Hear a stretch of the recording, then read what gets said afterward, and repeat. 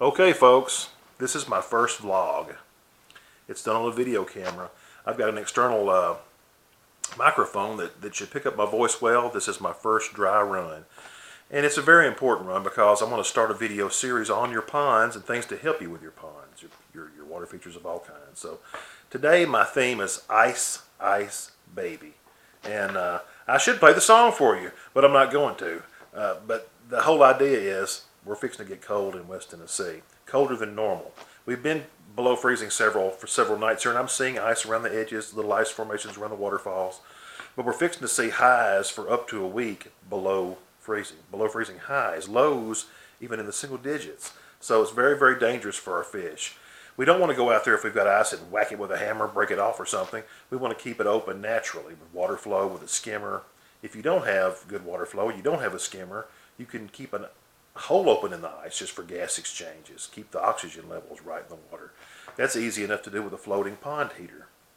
Keep a dry hose. Keeping a dry hose is probably number one. Something that's not frozen stiff out there. So if you need it, you can hook it up on the outside of the house or on a frost-free hydrant. Run a little water in your pond to take up for some of that ice that's formed around the pond, around the water feature, around the waterfall, around the edges. That ice is water that's not in the pond, so your water level goes down. So you might have to add a little water. A 5-gallon bucket, simple as that. You can run hot water in there to melt a little ice, or you can just, if you need 5 or 10 gallons of water to top off the pond, it's simple. Make a couple of runs out there.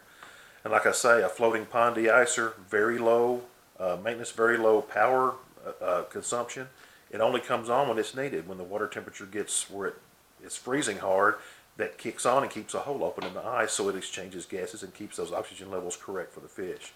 So let's take care of our beautiful fin friends, our koi, and while we're at it, remember your puppy dogs and your cats too. Let's bring them in the house if they're outdoors.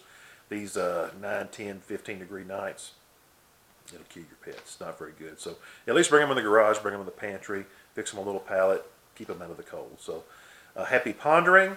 Spring is coming quicker than we imagine. In just a couple of short months, it's going to be a totally different world. But right now, it's ice time in Tennessee, so let's be ready. Thanks and happy pondering.